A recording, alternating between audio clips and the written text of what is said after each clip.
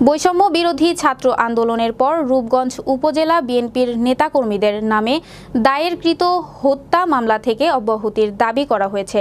বুধবার রূপগঞ্জ উপজেলা প্রেস ক্লাবে আয়োজিত এক সংবাদ সম্মেলনে তারা এ দাবি জানান।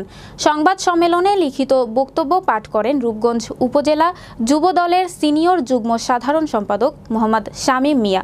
অন্যদের মধ্যে বক্তব্য রাখেন মুরাপাড়া ইউনিয়ন যুবদলের সাধারণ সম্পাদক মোহাম্মদ রকি, চনপাড়া জিয়ানগর বিএনপির সাংগঠনিক সম্পাদক মোহাম্মদ আলাউদ্দিন আখন, প্রচার সম্পাদক মোহাম্মদ লিটন মিয়া, চনপাড়া জিয়ানগর চিকিৎসক কল্যাণ সমিতির ভারপ্রাপ্ত সভাপতি ডক্টর সোলাইমান কবির প্রমুখ।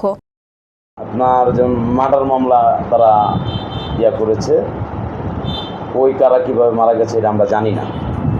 তারা আমাদের নামে কোর্টে মিথ্যা বানোয়াট যে মামলা দায়ের করছে, আর মামলা থানায় জোর দাবি জানাচ্ছি অনতিবিলম্বে এই মামলা প্রত্যাহার করতে হবে।